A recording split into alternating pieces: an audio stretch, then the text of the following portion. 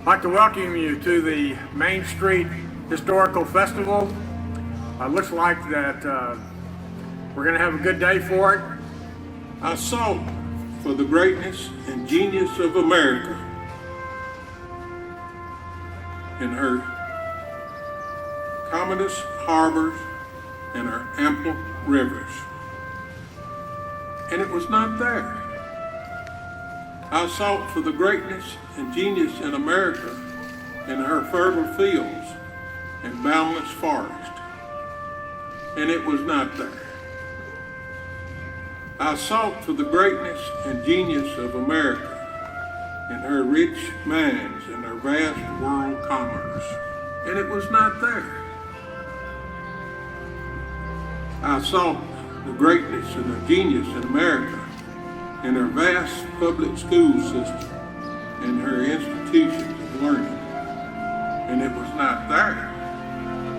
I sought for the greatness and genius in America in her matchless Constitution, and it was not there.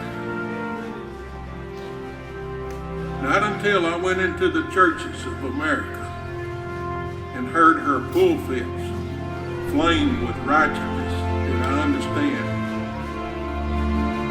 the secret of her genius and power. America is great because America is godly. And if America ever ceases to be godly, America will cease to be great. Our God and our Father who art in heaven, the creator of all things, the heavens, the earth below, and the sea. And we're thankful for your precious Son and the sacrifices that were suffered on our behalf. And Father, you blessed us all more than we can ever imagine. And Father, we should never take these things for granted. And Father, we know that you give us the great book, the Bible, for us to believe in and for us to follow your commandments.